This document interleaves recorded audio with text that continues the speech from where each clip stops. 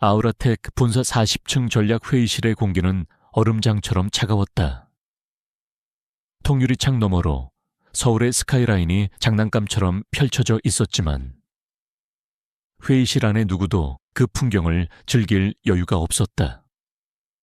모든 시선은 상석에 앉은 한 남자. 강태준에게 쏠려 있었다. 그는 아우라테크의 CEO이자 재계에서 얼음 요새라 불리는 남자였다. 완벽하게 재단된 다크 그레이 수트, 흐트러짐 없는 머리, 그리고 어떤 감정도 드러내지 않는 서늘한 눈빛, 그의 존재만으로도 실내 온도가 몇 도는 내려가는 듯했다. 제고해 주십시오. 강 대표님, 인수 대상인 스타트업의 대표가 애원하듯 말했다. 그의 얼굴은 땀과 절망으로 번들거렸다. 저희 기술은 저희가 5년간 피땀 흘려 개발한 것입니다. 제안하신 인수 조건은 저희의 가치를 무시하는 처사입니다. 강태준은 대답 대신 옆에 서 있던 김 비서에게 눈짓했다.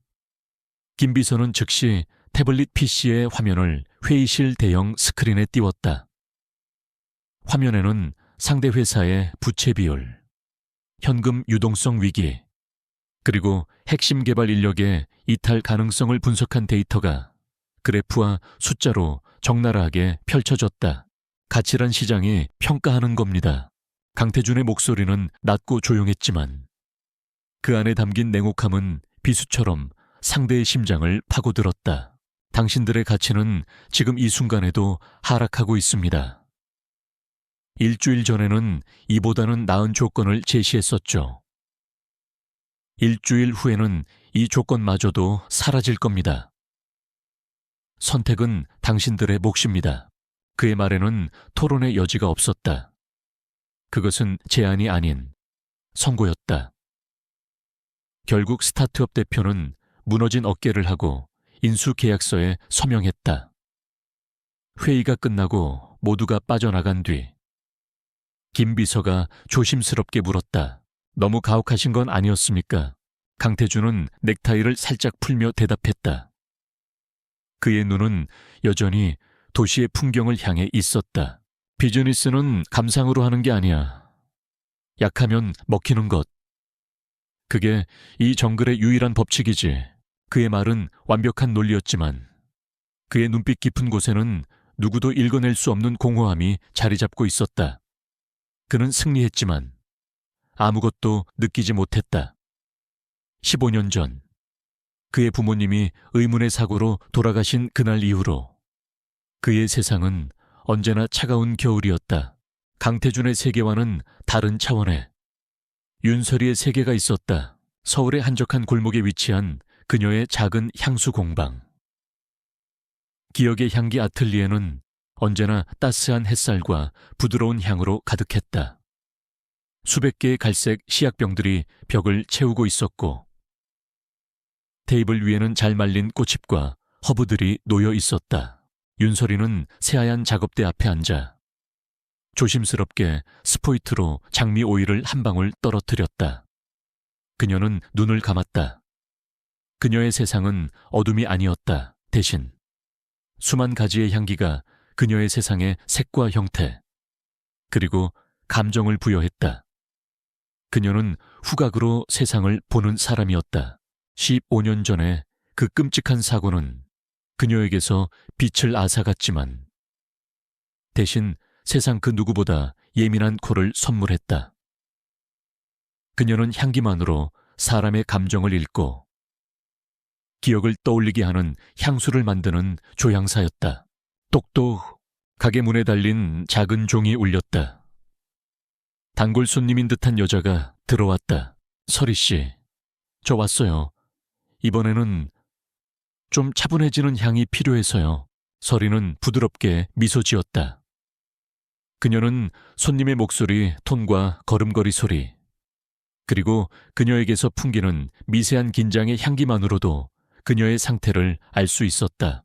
요즘 많이 힘드셨나 봐요. 라벤더와 캐모마일은 어떠세요? 숲속의 흙냄새를 닮은 베티버를 살짝 더하면 마음이 훨씬 편안해질 거예요. 그녀는 익숙하게 시향지에 향을 묻혀 손님에게 건넸다. 손님은 향기를 맡고는 감탄하며 고개를 끄덕였다. 서리에게 어둠은 불편함일 뿐 결코 절망이 아니었다. 그녀는 자신만의 방식으로 세상과 소통하며 사람들의 마음에 향기로운 위로를 선물하고 있었다. 그날 저녁, 그녀는 친구의 부축을 받으며 예술의 전당 콘서트홀로 향했다.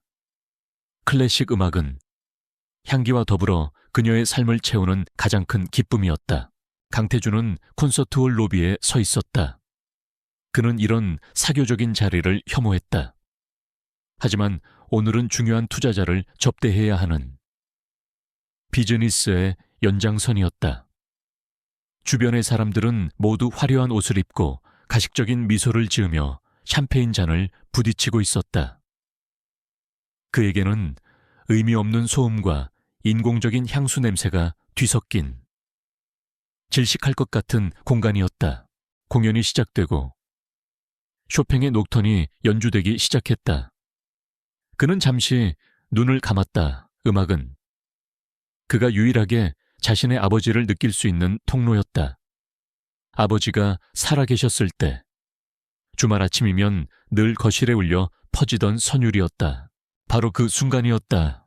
그의 코끝에 아주 낯설고도 신비로운 향기가 스며들었다. 인공적이고 강렬한 다른 향수들과는 차원이 다른 맑고 깨끗한 향기. 마치 안개 낀 새벽의 숲속에서 이슬을 머금은 이름 모를 들꽃이 피어나는 듯한 부드럽고 따스하며 어딘가 슬픈 향이었다. 그는 자기도 모르게 눈을 떴다. 그리고 향기의 근원지를 찾기 시작했다. 그의 시선은 몇 줄 앞, 하얀 원피스를 입은 한 여자의 뒷모습에 멈췄다. 그녀는 미동도 없이 온전히 음악에만 몰입하고 있었다. 그녀의 차분한 모습은 이 소란스러운 세상과는 어울리지 않는 고요한 그림 같았다. 인터미션 시간. 로비는 다시 사람들로 붐볐다. 그는 무의식적으로 그녀를 찾고 있었다. 그리고 그는 보았다. 그녀가 하얀 지팡이를 짚고 친구의 팔짱을 낀 채 천천히 걸어가는 모습을. 그녀는 앞을 보지 못했다. 그 순간 누군가 그녀와 부딪히며 그녀의 손에 들려있던 작은 클러치백이 바닥으로 떨어졌다. 주변의 누구도 신경 쓰지 않았다. 하지만 강태준은 그 자신도 설명할 수 없는 충동에 이끌려 그녀에게 다가갔다. 그는 몸을 숙여 가방을 주워들었다. 여기 있습니다. 그가 가방을 건네는 순간 그들의 손끝이 스쳤다. 아주 짧은 접촉이었지만 그는 마치 전기에 감전된 듯한 강렬한 충격을 느꼈다. 그녀에게서 풍기는 맑은 향기가 그의 온몸을 감쌌다. 15년간 굳게 닫혀있던 그의 심장 어딘가에서 아주 작은 균열이 생기는 소리가 들렸다. 고맙습니다. 그녀가 고개를 돌려 그가 있는 방향을 향해 부드럽게 미소 지었다. 그녀의 목소리는 그녀의 향기처럼 맑았다. 강태준은 아무 말도 할 수 없었다. 얼음 요새라 불리던 남자가 낯선 여자 앞에서 처음으로 할 말을 잃은 것이다. 2부 공연을 알리는 종이 울리고 그녀는 친구와 함께 공연장으로 들어갔다. 강태준은 한참 동안 그 자리에 서서 그녀가 사라진 공간을 멍하니 바라보았다. 그의 손끝에는 여전히 그녀의 부드러운 감촉과 그의 마음을 뒤흔든 신비로운 향기가 남아있었다. 그날 밤 그는 남은 공연에 전혀 집중할 수 없었다. 그의 머릿속은 온통 이름도 모르는 그녀에 대한 생각으로 가득했다. 15년 만에 처음으로 그의 얼어붙은 세상에 아주 작은 파문이 일고 있었다.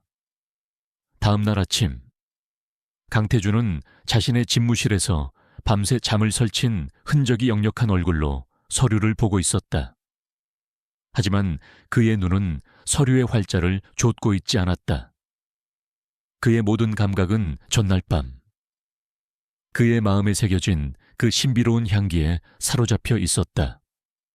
그는 결국 참지 못하고 인터폰을 눌렀다. 김비서. 들어와. 곧이어 들어온 김비서는 강태준이 내뿜는 초조하고 날카로운 기운에 저도 모르게 몸을 움츠렸다. 지난 10년간 그를 보좌했지만 이렇게 개인적인 감정으로 흐트러진 모습은 처음이었다. 어젯밤 예술의 전당 클래식 공연. B구역 7열 12번 좌석 예매자를 찾아 하얀 원피스 그리고 흰 지팡이를 쓰고 있었어. 김비서는 놀라움을 감추지 못했다. 강태준이 여자에게, 그것도 개인적으로 관심을 보인 것은 전무후무한 일이었다. 그는 즉시 자신의 모든 정보망을 동원했다. 국정원 요원 못지않은 그의 능력으로 한 사람을 찾아내는 것은 어려운 일이 아니었다. 반나절이 채 지나지 않아 김비서는 한 장의 보고서를 강태준의 책상 위에 올려놓았다. 윤설이 28세, 조향사, 기억의 향기 아틀리에 운영. 보고서에는 그녀의 공방 주소와 함께 앳된 모습의 흑백 증명사진이 첨부되어 있었다. 사진 속 그녀는 지금보다 어려 보였지만 특유의 맑고 차분한 분위기는 그대로였다. 강태준은 한참 동안 그 사진을 말없이 내려다보았다. 그리고는 자리에서 일어나 수트를 정돈했다.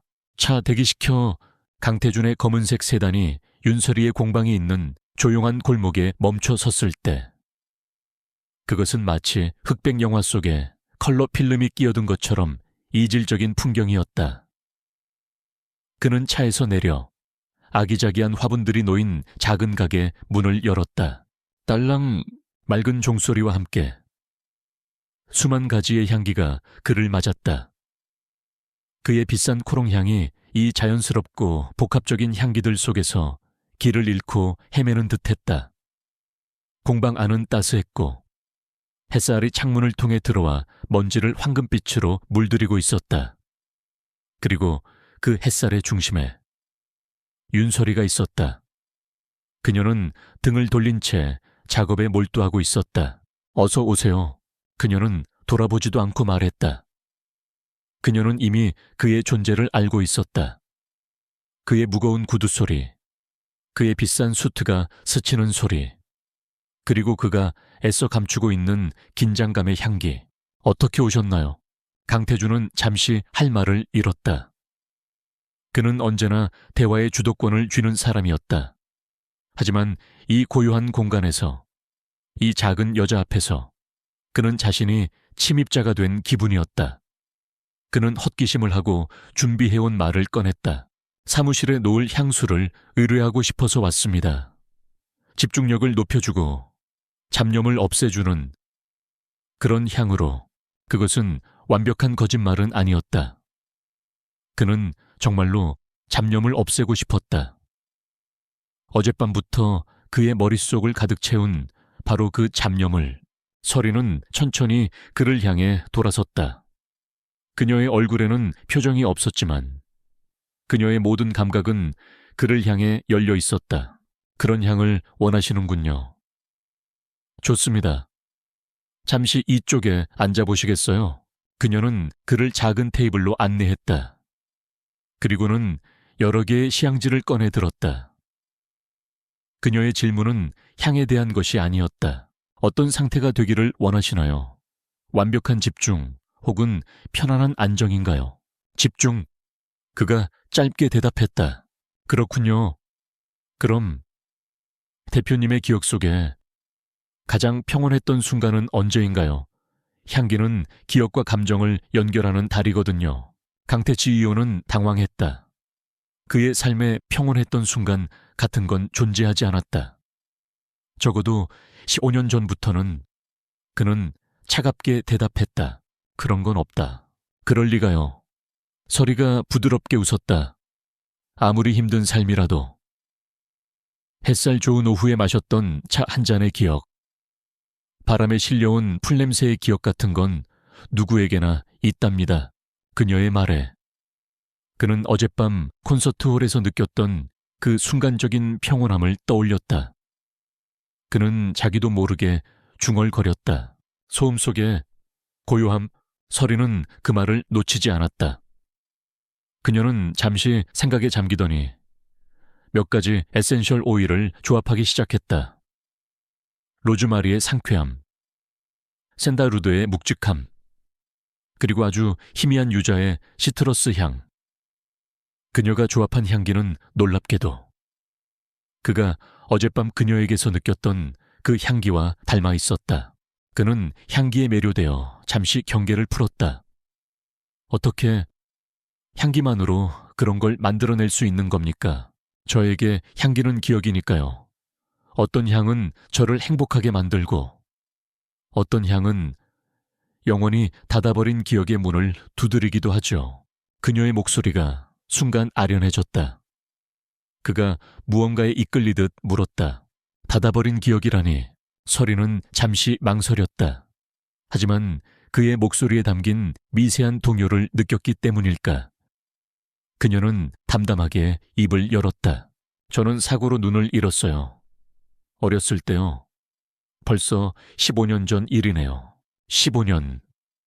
그 숫자가 강태준의 심장을 날카롭게 찔렀다.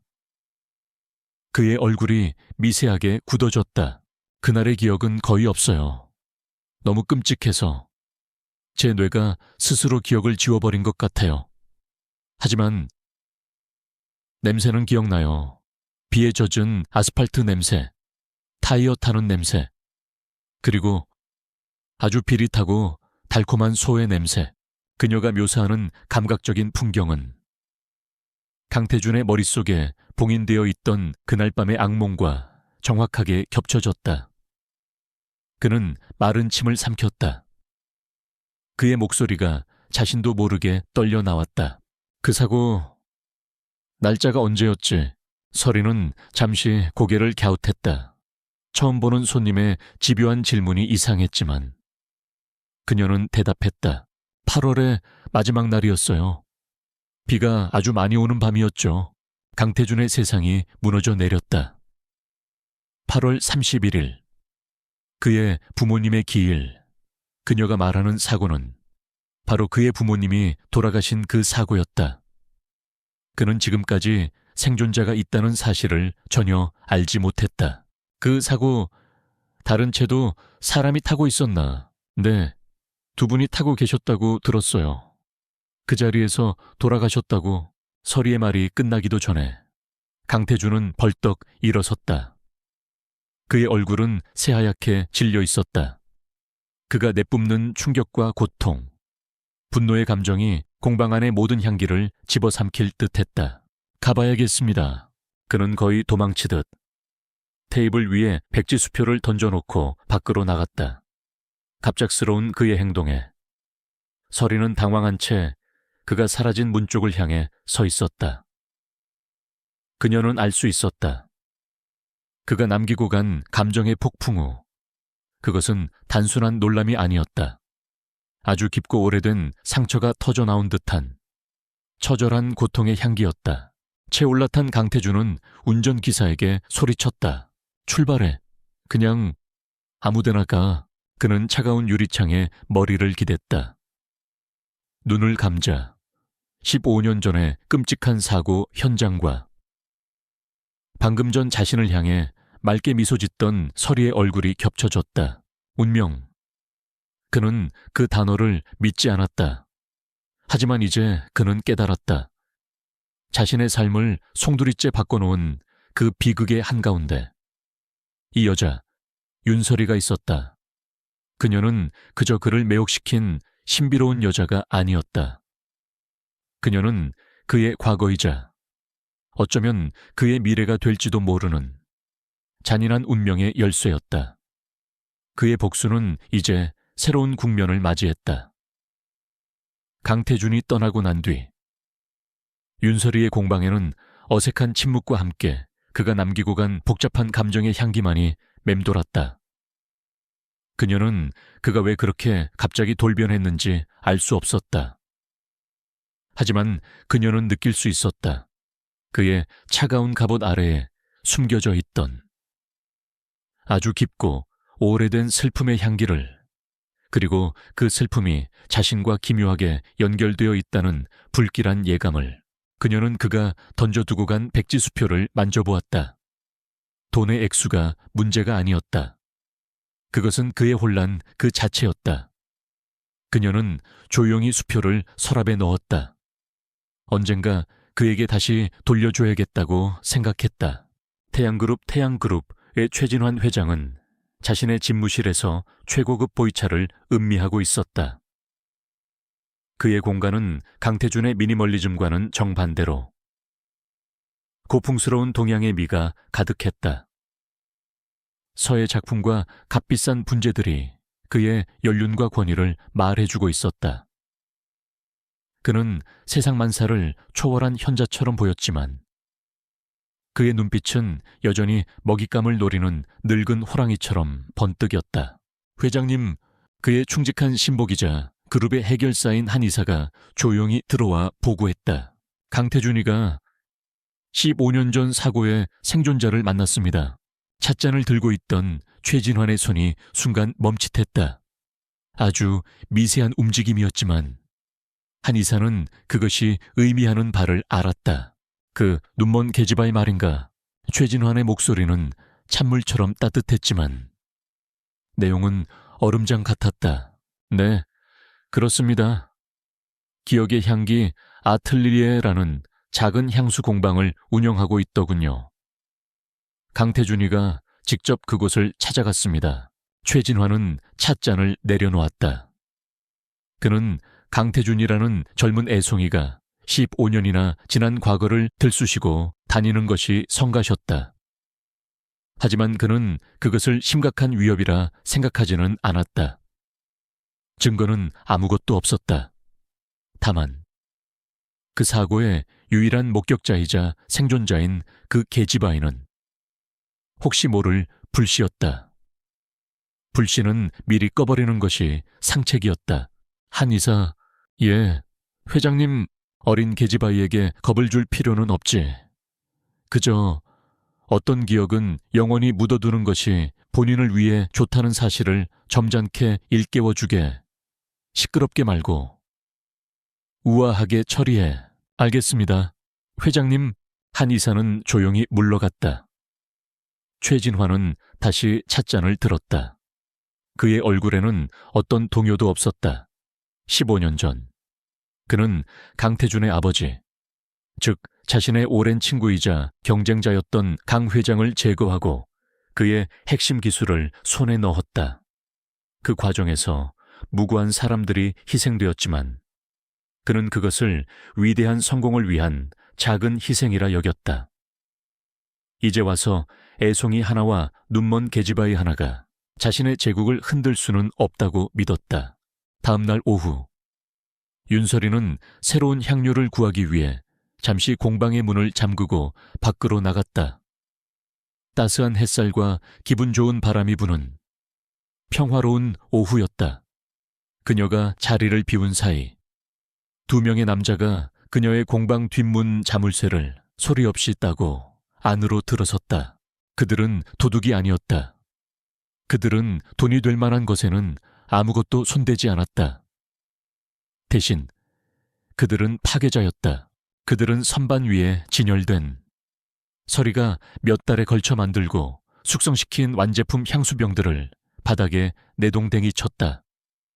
쨍그랑 하는 소리와 함께 아름다운 향기들이 비명을 지르며 뒤섞이기 시작했다. 그들은 서리가 가장 아끼는 불가리아산 로즈 오일 원액과 프랑스 그라스에서 공수해온 희귀한 아이리스 앱솔루트 병을 열어 그 내용물을 하수구에 쏟아부었다. 달콤한 향, 상쾌한 향, 따스한 향, 시원한 향, 서리의 세계를 구성하던 모든 아름다운 향기들이 뒤엉켜 역겹고 혼란스러운 악취로 변해갔다. 마지막으로 그들 중 한 명이 서리의 작업대 위에 놓여있던 그녀의 눈과도 같은 하얀 지팡이를 집어들었다. 그는 무릎으로 지팡이를 내리쳐 뚝 하는 소리와 함께 두 동강 내버렸다. 그것이 그들이 남긴 유일한 메시지였다. 그들은 왔을 때처럼 소리 없이 사라졌다. 1시간 후 서리가 돌아왔다. 그녀는 가게 문을 여는 순간 무언가 잘못되었음을 직감했다. 그녀의 코를 찌른 것은 평소에 조화로운 향기가 아니었다. 그것은 아름다운 것들이 파괴되고 뒤섞여 만들어진 끔찍한 비명의 냄새였다. 이게 무슨... 그녀는 더듬거리며 안으로 들어섰다. 그녀의 발에 날카로운 유리 조각이 밟혔다. 그녀는 손으로 벽을 짚으며 작업대로 다가갔다. 그녀의 손끝에 끈적한 액체와 잘게 부서진 꽃잎들이 만져졌다. 그녀의 소중한 작품들, 그녀의 기억과 감정이 담긴 분신들이 모두 파괴되었다는 사실을 깨달았다. 그녀는 절망감에 무릎을 꿇었다. 바로 그때 그녀의 손이 두 동강 난 채 차갑게 식어있는 자신의 지팡이를 만졌다. 순간 그녀의 온몸이 공포로 얼어붙었다. 이것은 단순한 강도 사건이 아니었다. 이것은 그녀를 향한 명백하고 잔인한 경고였다. 너의 눈을 다시 한번 부러뜨려 버리겠다는 무언의 협박. 그녀는 비명조차 지르지 못하고 그 자리에 주저앉아 가늘게 몸을 떨었다.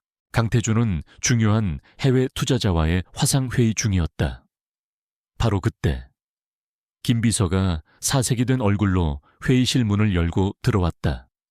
그것은 규칙을 어긴 행동이었다. 무슨 일이야? 강태준의 목소리가 차갑게 가라앉았다. 김 비서는 그의 귓가에 속삭였다. 윤설이 씨의 공방에 괴한이 침입했습니다. 저희 경호팀이 방금 보고했습니다. 그 순간 강태준의 머릿속에서 무언가가 끊어지는 소리가 났다. 그는 투자자에게 아무런 양해도 구하지 않고 자리에서 일어났다. 그의 얼굴은 분노로 하얗게 굳어 있었다. 그가 공방에 도착했을 때 현장에는 경찰들이 와 있었다. 그리고 그는 보았다. 아수라장이 된 공방의 한가운데서 담요를 두른 채 경찰에게 진술하고 있는 윤설이의 모습을. 그녀는 울고 있지 않았지만 그녀의 온몸은 공포와 충격으로 미세하게 떨리고 있었다. 그는 경찰들에게 다가가 자신의 신분을 밝혔다. 그의 서늘한 기세에 눌려 경찰들은 감히 그를 막지 못했다. 그는 바닥에 떨어진 두 동강난 하얀 지팡이를 보았다. 그것을 보는 순간 그의 이성의 끈이 완전히 끊어졌다. 이것은 자신을 향한 경고였다. 최진환, 그 늙은 여우의 짓이 틀림없었다. 감히 자신의 부모님을 죽인 것도 모자라 이제는 이 연약한 여자까지 위협하고 있었다. 15년간 억눌러 왔던 분노와 죄책감이 화산처럼 폭발했다. 그는 서리에게 다가가 그녀의 떨리는 어깨를 부드럽게 감쌌다. 그의 갑작스러운 등장에 서리가 놀라 고개를 들었다. 괜찮아. 그가 처음으로 내뱉은 따뜻한 말이었다.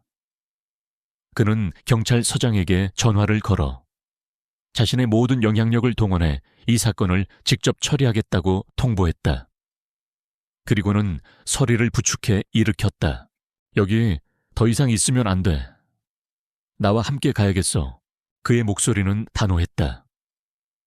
그것은 더 이상 부탁이 아니었다. 그녀를 지키겠다는, 그리고 이 모든 것을 끝장내겠다는 맹세였다. 그는 폐허가 된 그녀의 세상을 등지고 그녀를 자신의 채 태웠다. 그의 얼음 요새는 이제 한 송이의 상처 입은 꽃을 지키기 위해 모든 포문을 열 준비를 하고 있었다. 전쟁의 서막이 올랐다. 강태준의 세단은 도시의 불빛을 가르며 소리 없이 질주했다. 차 안에는 무거운 침묵이 흘렀다. 윤설이는 파괴된 공방의 잔해처럼 흩어진 마음을 애써 부여잡고 있었다. 그녀의 옆자리에 앉은 강태준은 한마디도 하지 않았지만 그에게서 뿜어져 나오는 차가운 분노와 알 수 없는 책임감이 공기를 팽팽하게 만들었다. 그는 계속해서 전화를 걸어 지시를 내리고 있었다. 그의 목소리는 평소처럼 냉정했지만 그 안에 담긴 명령들은 칼날처럼 날카로웠다. 김비서, 윤설이 씨의 공방은 폐쇄하고 우리 쪽 보안팀을 보내서 모든 증거를 수집해. 경찰은 믿을 수 없어. 그리고 집에 오 여사에게 연락해서 손님 맞을 준비를 하라고 그래. 그의 말을 들으며 설이는 자신이 거대한 체스판 위의 말, 주이 된 기분이었다. 그녀의 의사와는 상관없이 모든 것이 그의 손안에서 움직이고 있었다.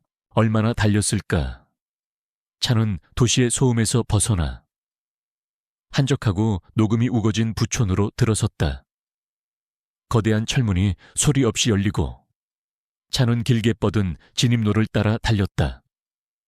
설이는 창문을 통해 들어오는 공기의 냄새가 달라졌음을 느꼈다. 잘 가꿔진 정원의 흙냄새와 풀냄새. 차가 멈추고 운전기사가 문을 열어주었다. 강태준이 먼저 내려 그녀가 내리는 것을 도왔다. 그의 손이 그녀의 팔을 잡는 순간 그녀는 그의 손이 미세하게 떨리고 있다는 것을 느꼈다. 그는 분노하고 있었다. 안으로 들어가지. 그의 집은 집이라기보다는 거대한 성차에, 즉 요새라는 표현이 더 어울렸다. 문이 열리자 광활한 로비의 찬 공기가 그녀를 맞았다. 그녀의 발소리가 대리석 바닥 위에서 차갑게 울렸다. 공간은 너무나도 넓고 고요해서 오히려 비현실적으로 느껴졌다.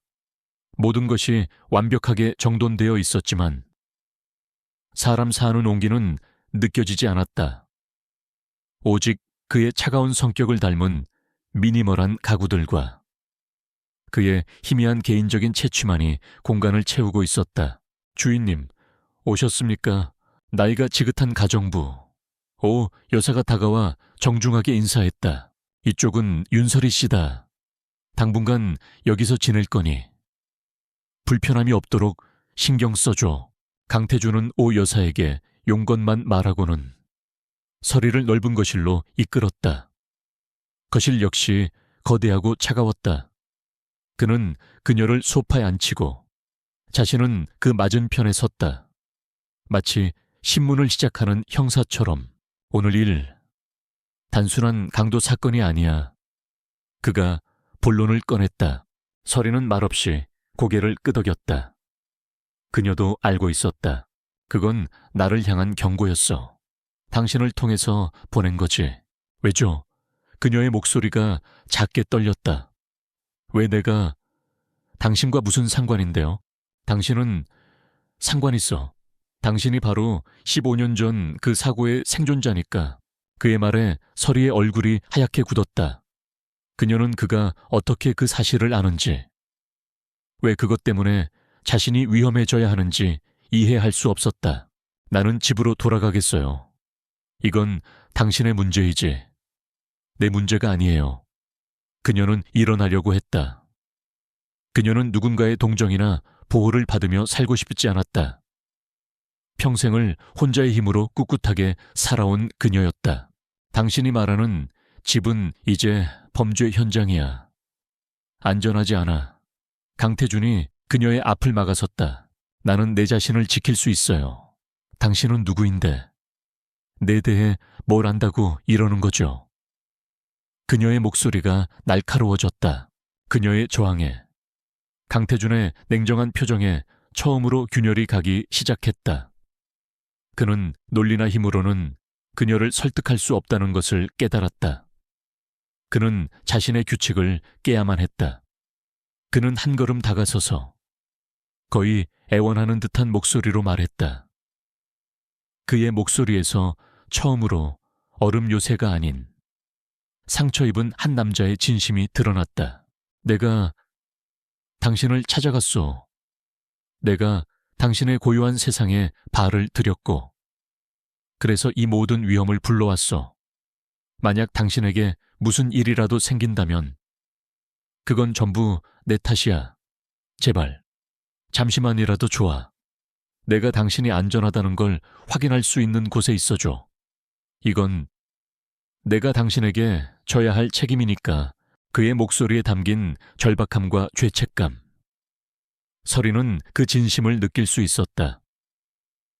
그녀는 결국 저항을 멈추고 말없이 고개를 끄덕였다. 오 여사는 서리를 2층의 게스트 스위트룸으로 안내했다. 그 방은 그녀의 작은 공방 전체보다도 더 넓었다. 최고급 가구와 실크 침구가 있었지만 모든 것이 너무나도 낯설고 비현실적이었다. 그녀는 마치 황금으로 만든 새장에 갇힌 새가 된 기분이었다. 그날 저녁 식사는 숨막히는 침묵 속에서 이루어졌다. 길고 거대한 식탁의 양끝에 두 사람은 멀찍이 떨어져 앉았다.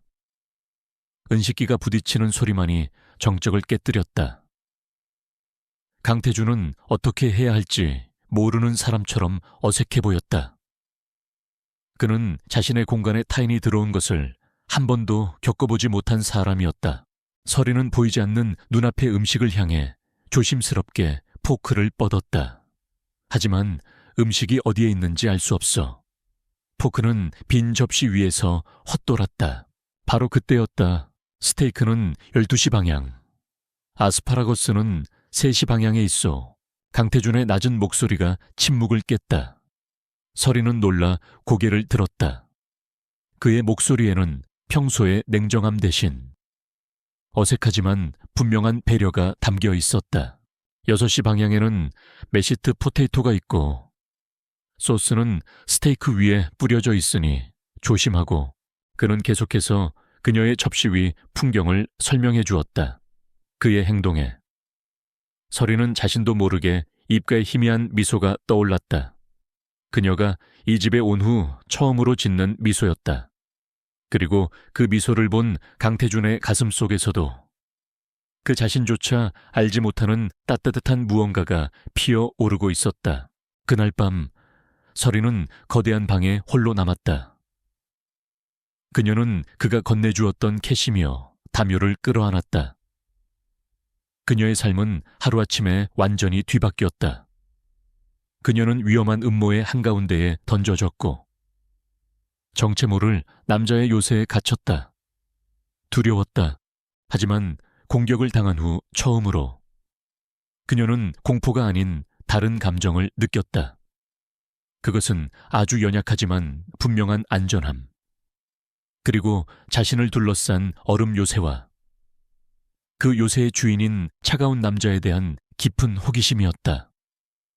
요새에 새로운 손님이 들어왔고 그로 인해 요새와 요새의 주인 모두가 아주 조금씩 변하기 시작하고 있었다. 강태준의 요새 안에서 며칠의 시간이 흘렀다.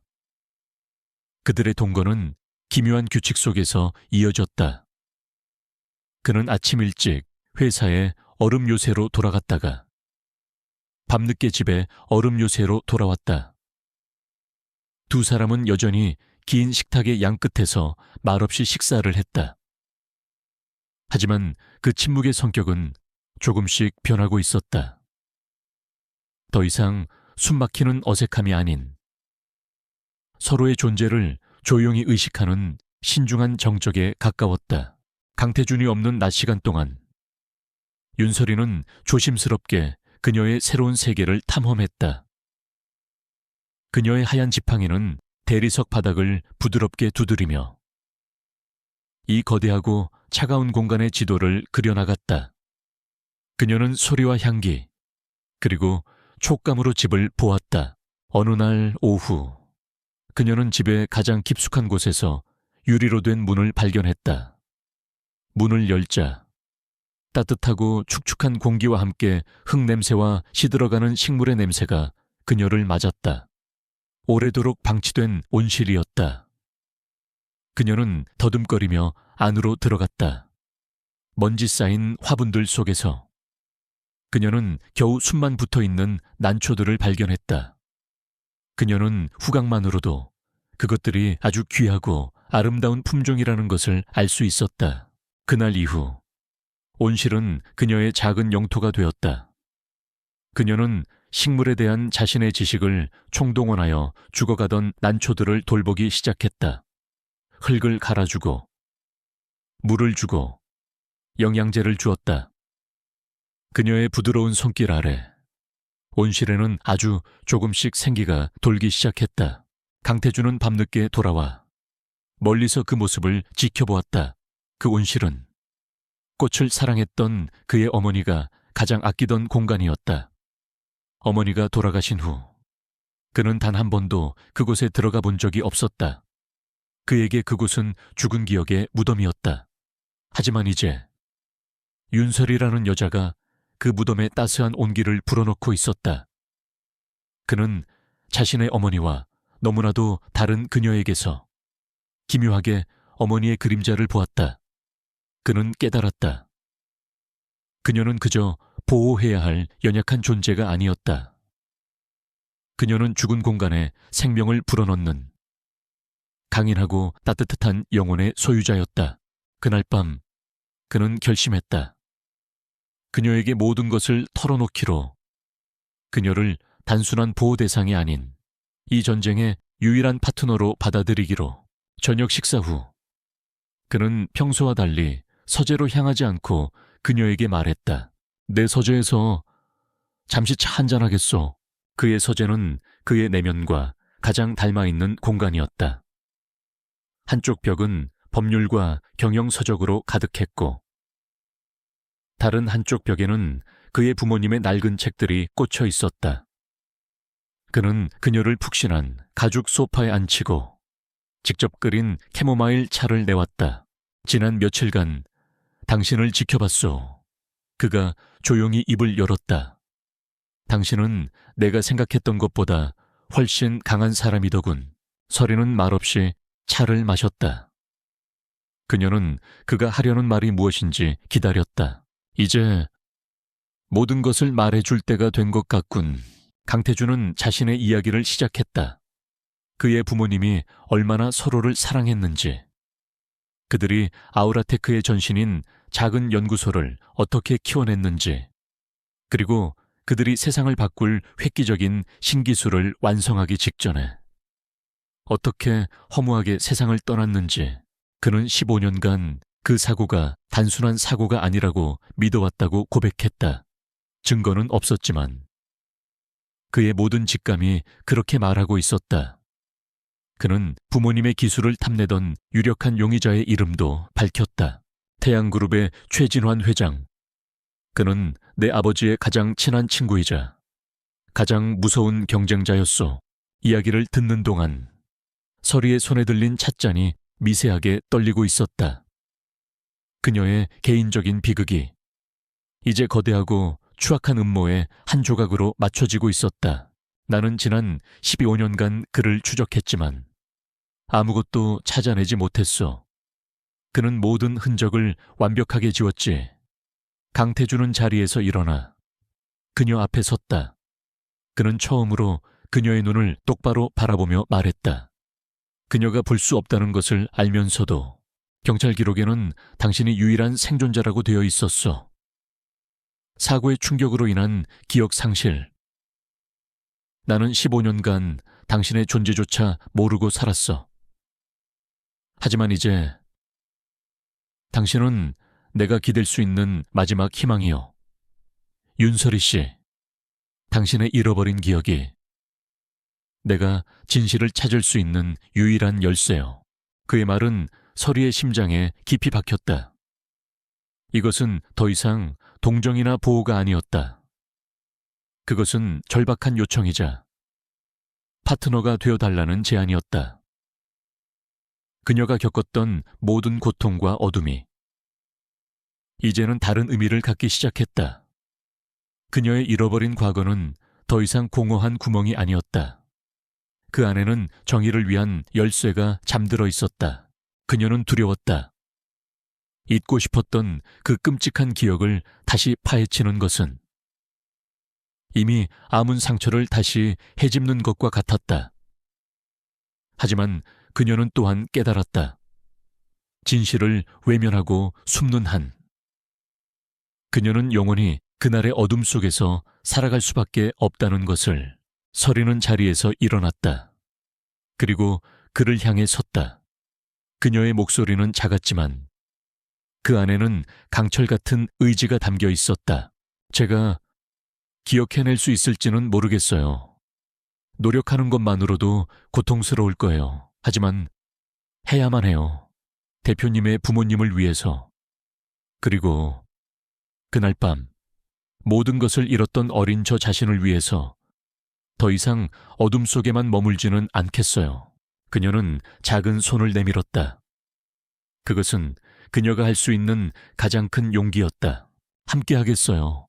강태준은 잠시 망설이다가 그녀의 손을 조심스럽게 맞잡았다. 그녀의 손은 따뜻하고 부드러웠다. 그 순간 그들은 더 이상 보호자와 피해자가 아니었다. 그들은 공동의 적을 향해 함께 싸우기로 맹세한 운명의 동반자가 되었다. 방 안의 긴장감이 눈 녹듯 사라지고 그 자리를 굳건한 결의가 채웠다. 강태준이 부드럽게 물었다. 그날 이후 가장 처음 기억나는 건 뭐요? 서리는 잠시 생각에 잠겼다. 병원이었어요. 소독약 냄새, 그리고 어떤 남자의 코롱 냄새가 기억나요. 저를 찾아왔었죠. 자신을 가족의 친구라고 소개했어요.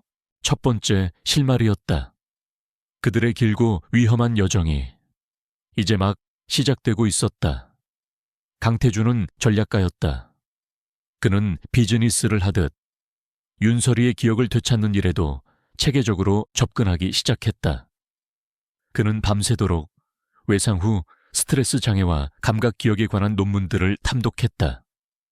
그는 그녀를 다그치거나 강요할 생각이 없었다. 대신 그는 그녀의 세상, 즉 감각의 세계를 이용하기로 했다.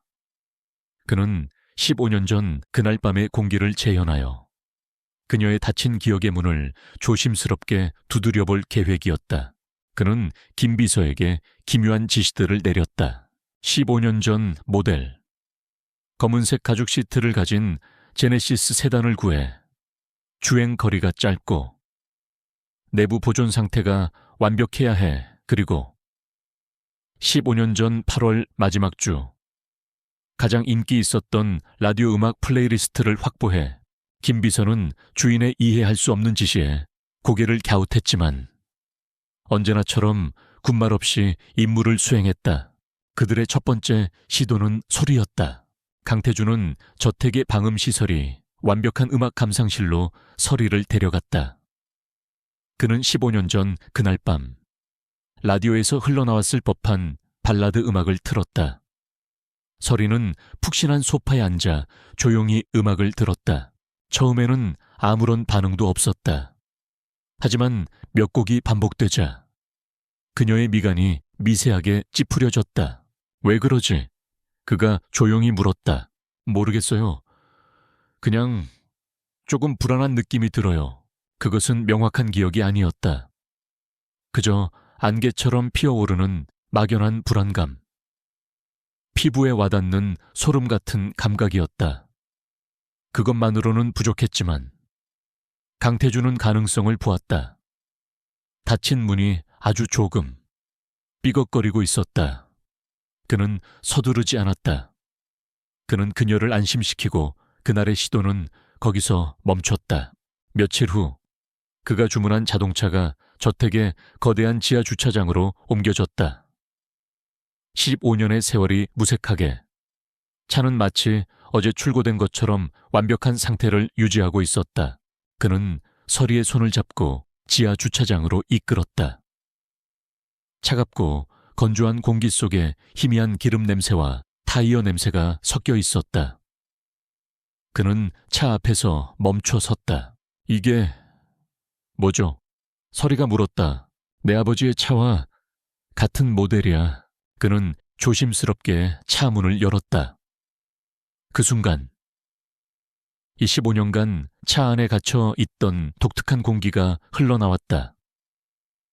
오래된 천연 가죽의 냄새, 플라스틱 내장재가 햇빛에 바래며 풍기는 냄새, 그리고 희미한 방향제 잔향. 그 냄새가 서리의 코끝을 스치는 순간 그녀의 호흡이 가빠지기 시작했다. 그녀의 몸이 기억하고 있었다. 괜찮아. 내가 옆에 있어. 강태준의 낮은 목소리가 그녀를 붙잡았다. 그는 그녀를 부축하여 조수석에 조심스럽게 앉혔다. 서리는 떨리는 손으로 차가운 가죽 시트를 더듬었다. 대시보드의 질감, 창문 버튼의 모양, 안전벨트의 뻑뻑한 감촉. 모든 것이 낯설면서도 기묘하게 익숙했다. 그리고 바로 그 순간 그녀의 머릿속에서 잠겨있던 빗장이 부서져 내렸다. 기억의 파편들이 폭풍처럼 휘몰아쳤다. 그것은 선명한 영상이 아니었다. 날카로운 소리와 냄새, 그리고 감각의 조각들이었다. 찰칵 하고 차문이 잠기는 소리, 빗물이 차창을 두드리는 소리, 그리고 아버지의 목소리가 아니었다. 낮고 거칠게 화를 내는 낯선 남자의 목소리. 약속은 지켜야지, 기술만 넘기면 된다고 하지 않았나. 그리고 또 다른 냄새, 가죽 냄새와 빗물 냄새를 뚫고 들어오는 아주 역하고 날카로운 담배 연기 냄새. 마지막으로 그녀의 몸을 덮쳤던 끔찍한 감각. 차가 미끄러지는 느낌이 아니었다. 옆구리를 거대한 망치로 얻어맞은 듯한 의도적이고 폭력적인 충격. 쾅 하는 굉음은 단순한 사고의 소리가 아니었다. 그것은 파괴의 소리였다. 서리는 비명을 지르며 차 밖으로 뛰쳐나가려고 했다. 그녀의 눈에 보이지 않는 공포가 그녀를 집어삼키고 있었다. 강태준은 즉시 그녀를 차에서 끌어내어 자신의 품에 안았다. 그는 아무 말도 하지 않았다. 그저 공포에 질려 가늘게 떨고 있는 그녀의 등을 단단히 끌어안고 그녀가 진정될 때까지 기다려 주었다. 그의 차가운 심장이 그녀의 고통에 함께 아파하며 뜨거워지고 있었다. 그는 그녀를 이런 끔찍한 고통 속으로 밀어넣은 자신에 대한 죄책감과 그 고통을 용감하게 마주하는 그녀에 대한 경외감을 동시에 느꼈다. 한참의 시간이 흐른 뒤 서리는 겨우 진정되었다. 강태준은 그녀를 데리고 서재로 돌아와 따뜻한 우유를 건넸다. 그들의 관계는 이제 완전히 변해 있었다. 그는 더 이상 그녀를 단순한 열쇠나 증인으로 볼 수 없었다. 그는 그녀의 상처를 보았고 그 상처를 자신의 것처럼 느끼고 있었다. 다음 날 몸을 추스른 서리는 강태준에게 자신이 겪었던 기억의 파편들에 대해 이야기했다. 목소리가 있었어요. 저희 아버지의 목소리가 아니었어요. 아주 화가 난 남자의 목소리. 기술이라는 단어를 말했어요. 그리고 그녀는 조향사로서의 예리한 기억력을 발휘했다. 그리고 냄새, 아주 독한 담배 냄새였어요. 일반적인 담배가 아니에요. 훨씬 싸구려 같고 화학약품 같은 쓴 내가 섞여 있었어요. 아마 러시아나 중국 쪽에서 만든 담배일지도 몰라요. 강태준의 눈이 번뜩였다. 목소리, 그리고 특정한 냄새. 이것은 그의 가설이 사실이라는 것을 증명하는 첫 번째 증거였다. 그곳에는 제3자가 있었다. 이것은 사고가 아니라 명백한 살인이었다. 그는 서재의 화이트보드에 낯선 남자의 목소리와 독한 담배 냄새라고 적었다. 15년간 비어있던 화이트보드에 처음으로 진실의 조각이 새겨지는 순간이었다. 그들의 싸움은 이제 막연한 의심이 아닌 명확한 단서를 가진 추적이 되었다. 그는 그녀의 용기 있는 고백에 감사하며 동시에 그녀를 반드시 지켜내야 한다는 결심을 굳혔다. 과거의 어둠 속에서 그들은 마침내 함께 나아갈 한 줄기 빛을 찾아낸 것이었다. 태양그룹 최진환 회장의 집무실에는 무거운 분노가 감돌았다. 그의 앞에는 신복인 한 이사가 고개를 숙인 채 서 있었다. 강태준이 15년 전 모델의 세단을 구해서 그 계집아이를 태웠다고 합니다.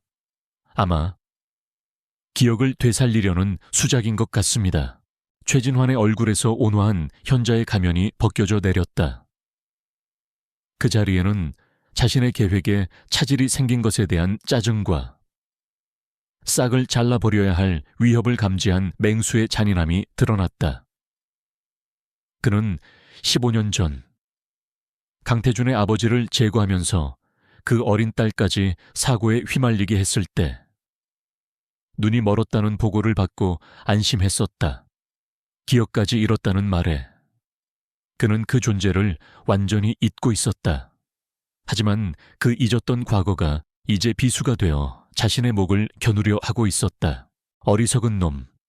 최진환이 나지막이 읊조렸다. 조용히 제 분수나 지키고 살 것이지. 감히 긁어 부스럼을 만들어 그는 더 이상 점잖은 경고 따위는 필요 없다고 판단했다. 강태준이 과거에 집착하지 못하도록 그의 현재를 뿌리째 흔들어 버려야 했다.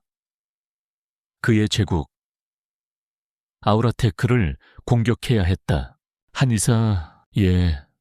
회장님, 언론과 증권계, 우리가 준비해둔 자료를 풀어 아우라테크의 핵심 기술이 사실은 15년 전 강태준의 아비가 우리에게 넘기기로 했던 기술을 훔친 것이라고. 강태준이 아비의 유산을 더럽히는 파렴치한 도둑놈이라고 소문을 내 그것은 상대의 심장을 노리는 가장 비열하고 효과적인 공격이었다.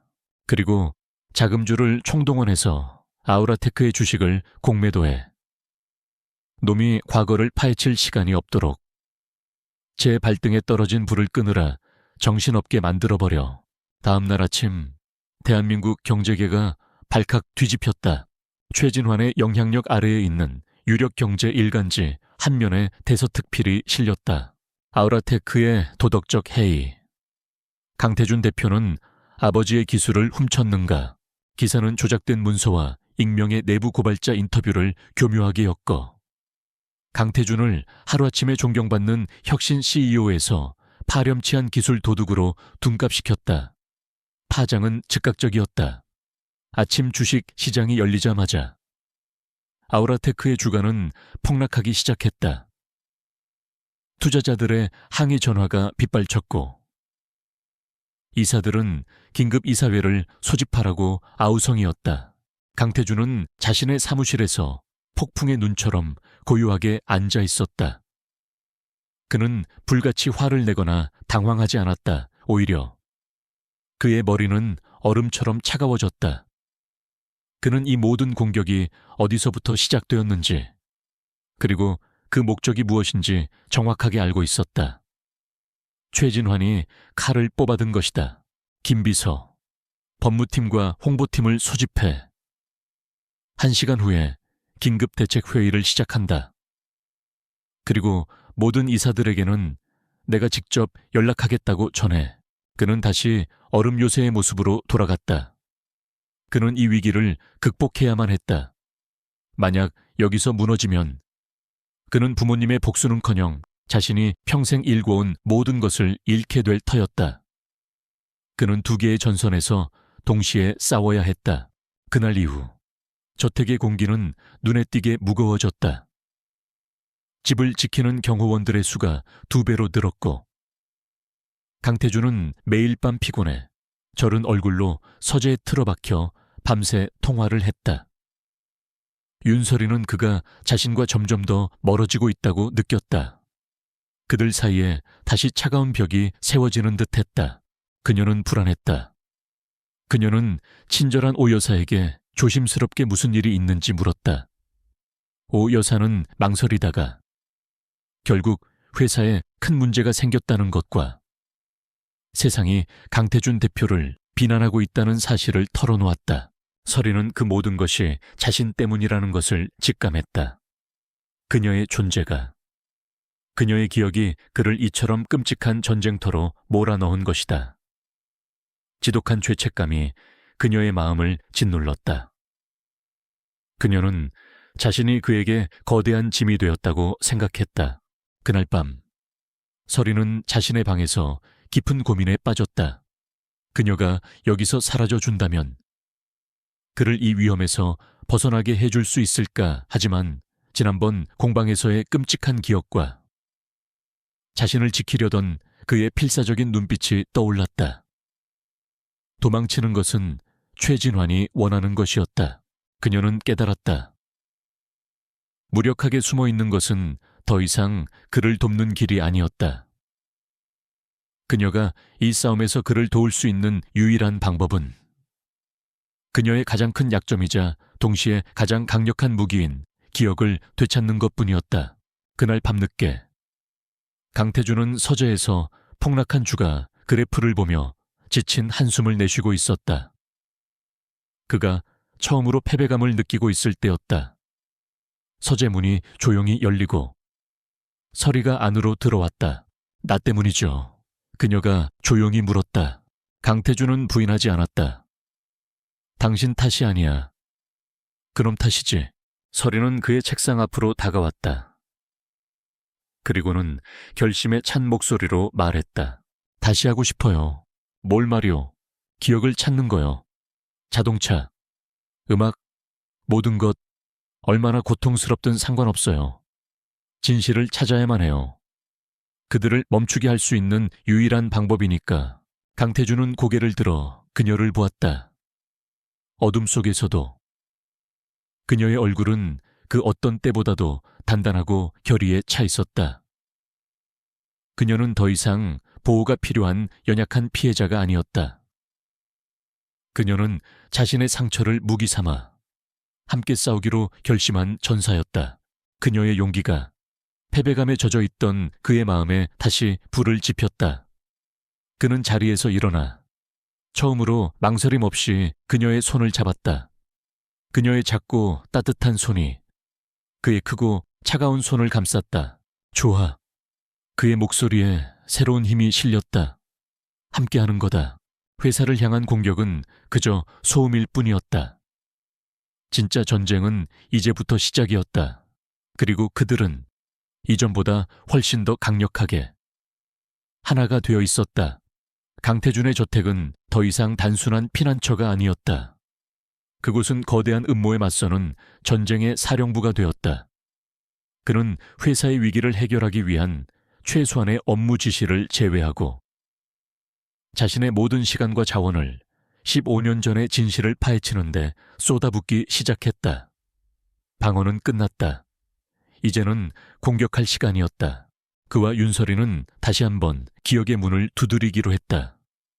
이전보다 훨씬 더 깊고 더 위험한 시도였다.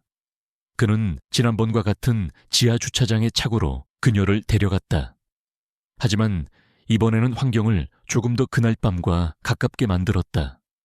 그는 차고의 스프링클러를 약하게 틀어 차가운 콘크리트 바닥 위로 비가 내리는 소리와 냄새를 재현했다.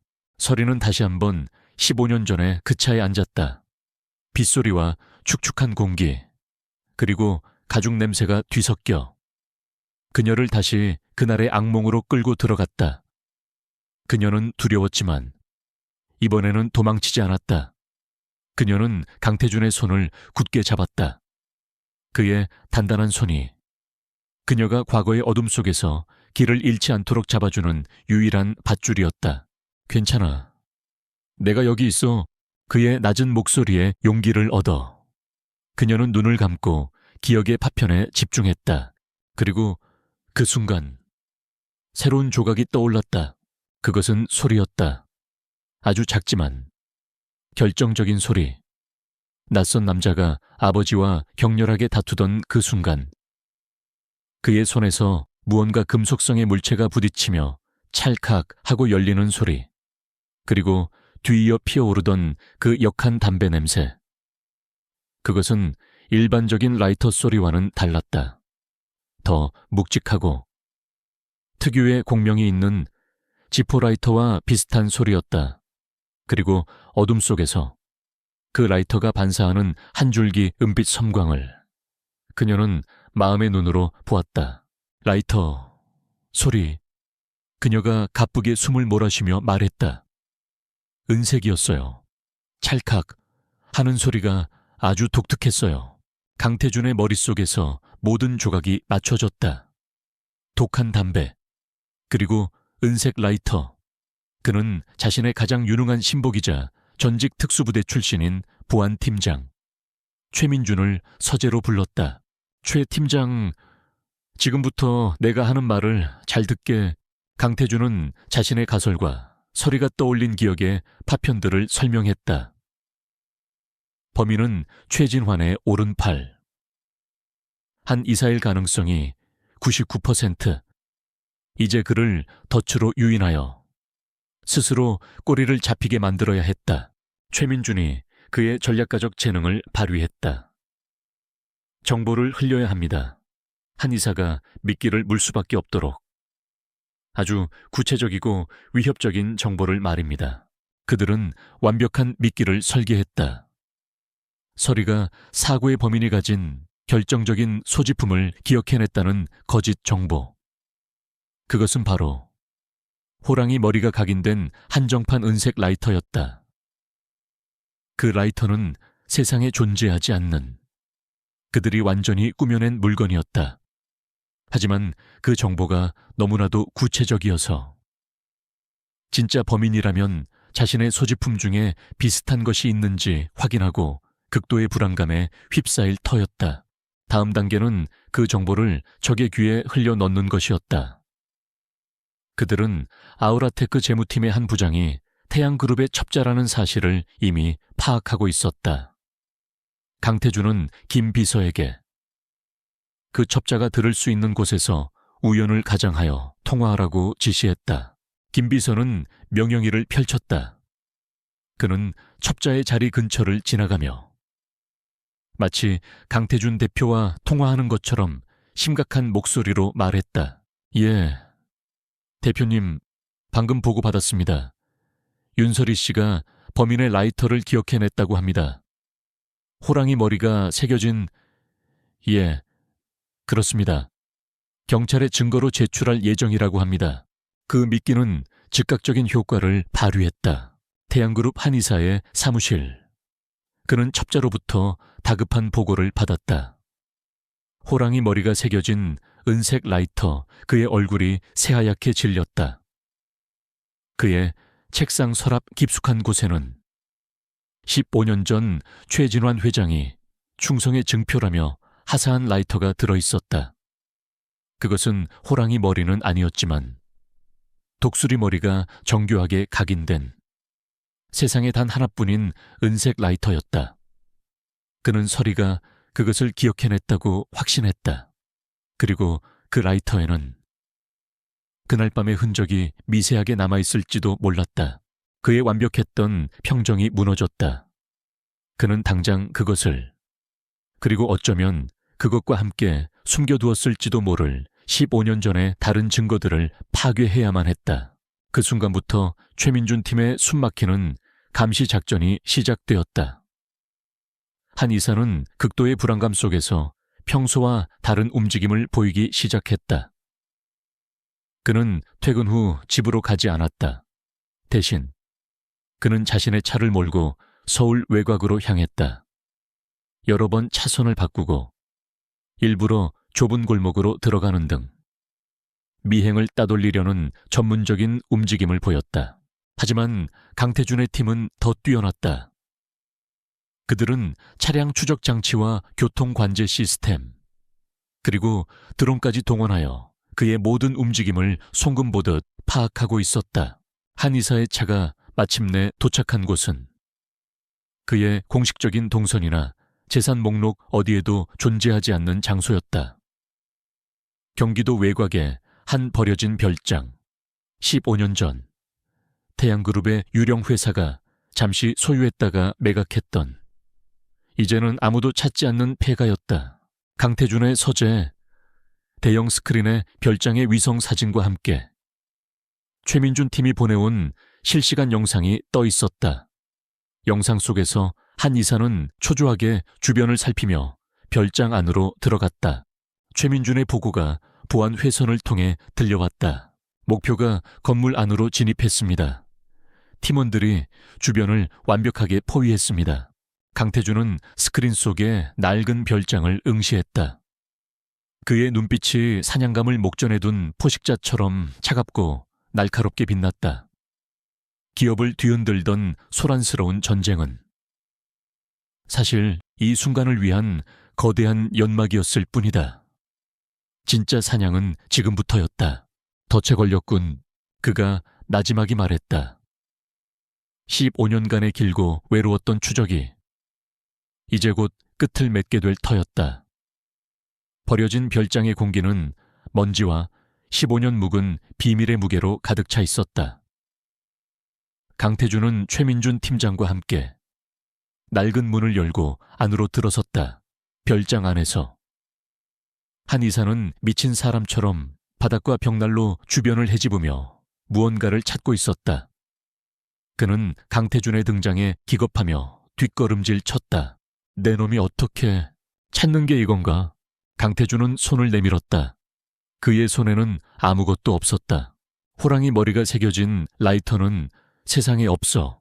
내가 만들어낸 이야기니까. 한의사의 얼굴이 하얗게 질렸다. 자신이 완벽하게 속았다는 것을 깨달은 것이다. 윤설이 씨는 라이터의 모양이 아니라 그 소리와 냄새를 기억해냈어. 그리고 그날 밤 차 안에서 당신이 내뱉었던 말들도 강태준은 거짓말을 했다.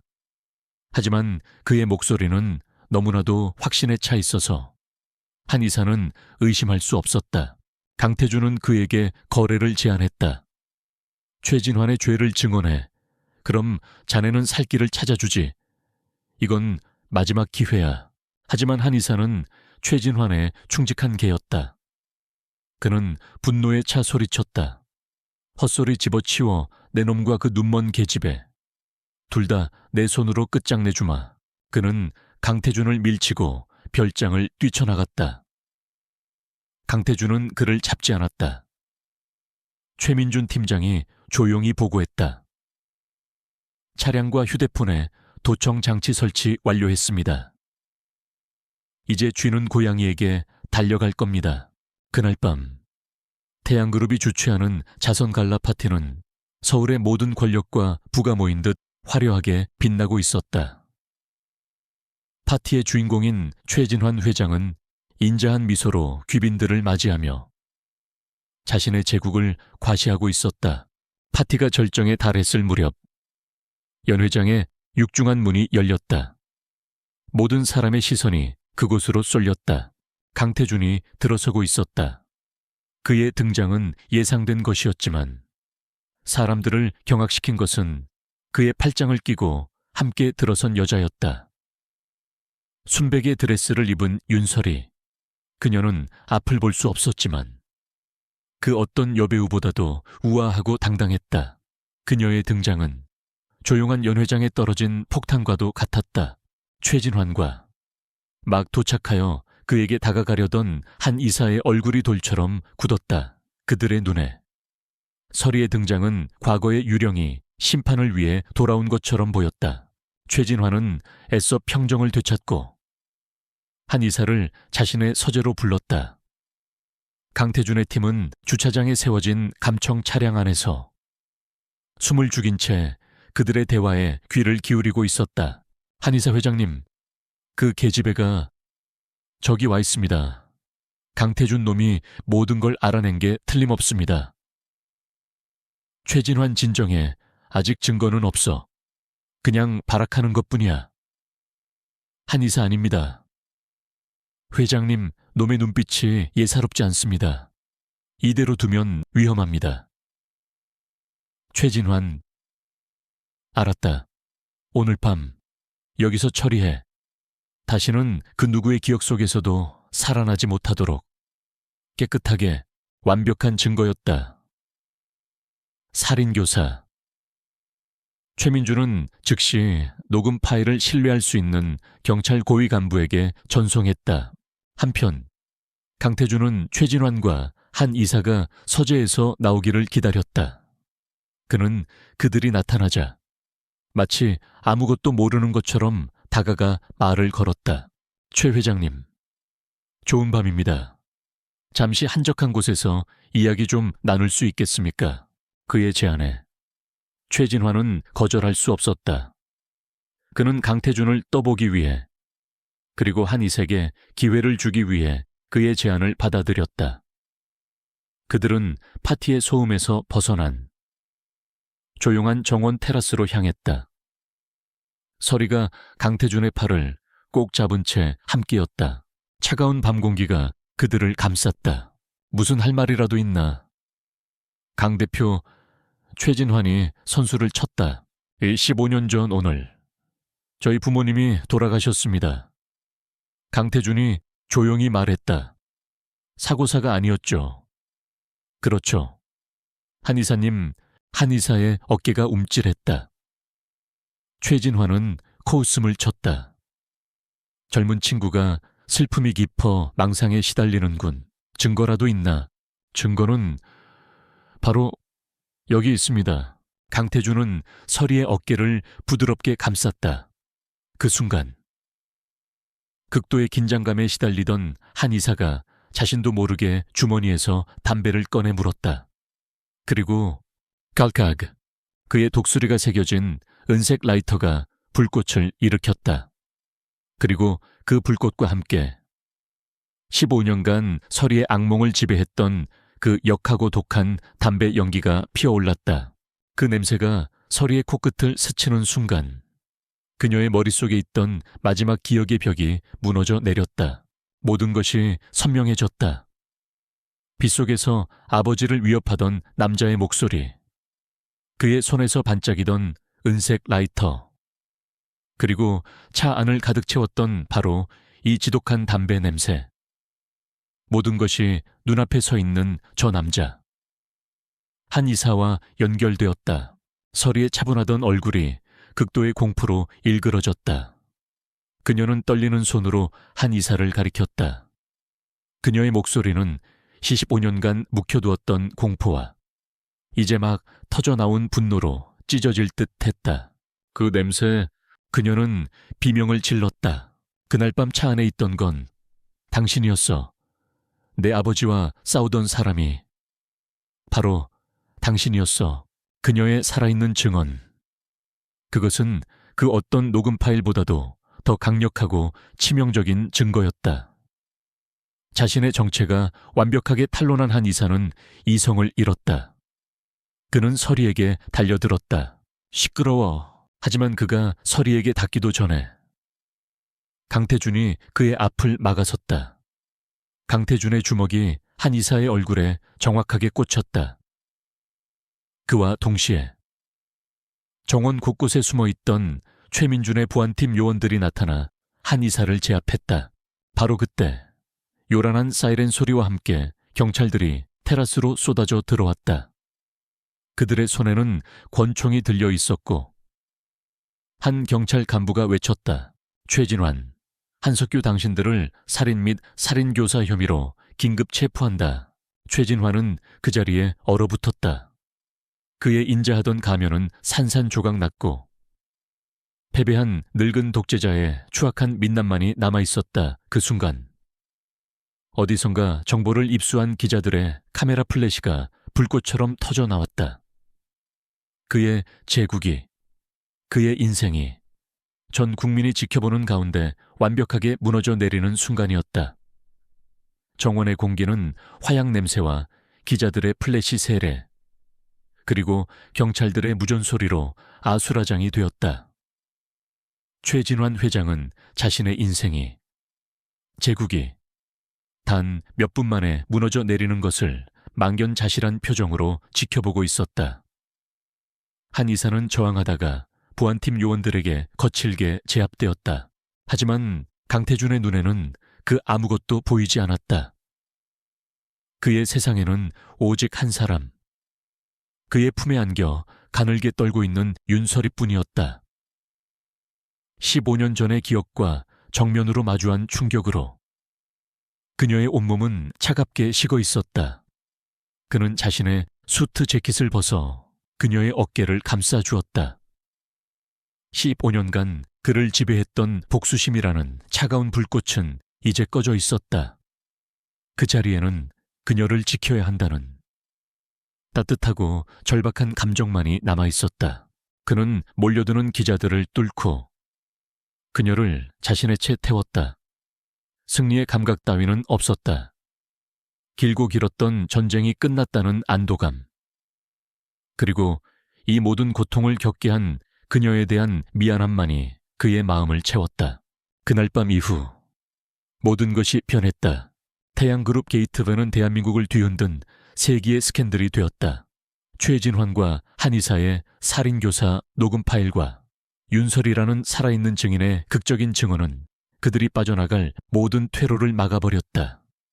최진환의 제국은 모래성처럼 무너져 내렸다. 주가는 휴지 조각이 되었고 수십 년간 그가 쌓아 올린 명성은 하룻밤 사이에 추악한 범죄자의 오명으로 바뀌었다. 대대적인 수사가 시작되면서 태양그룹에 숨겨져 있던 온갖 비리들이 고구마 줄기처럼 딸려 나왔다. 반대로 강태준과 아우라테크는 새로운 전기를 맞았다.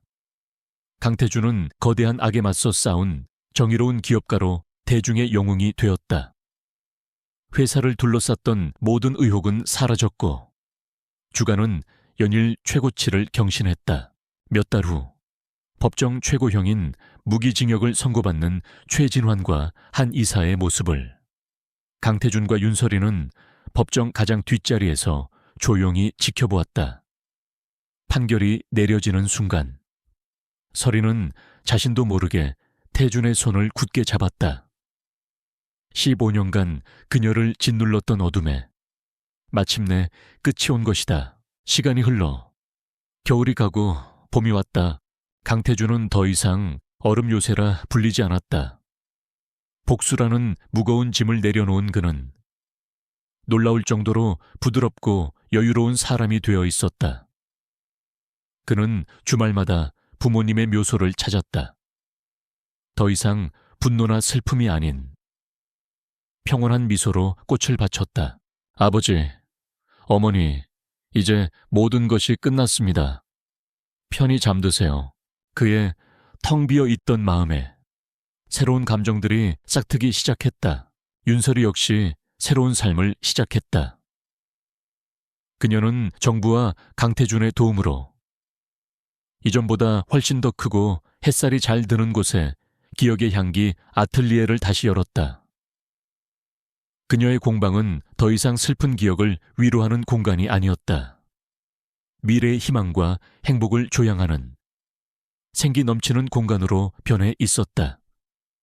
과거의 트라우마는 그녀에게서 빛을 앗아갔지만 그녀는 이제 마음의 눈으로 세상을 보는 법을 배웠다. 어느 화창한 봄날 오후였다. 강태준은 딱딱한 수트 대신 부드러운 캐시미어 스웨터 차림으로 그녀의 공방을 찾았다. 그의 얼굴에는 이전에는 볼 수 없었던 따뜻하고 편안한 미소가 걸려 있었다. 손님, 어서 오세요.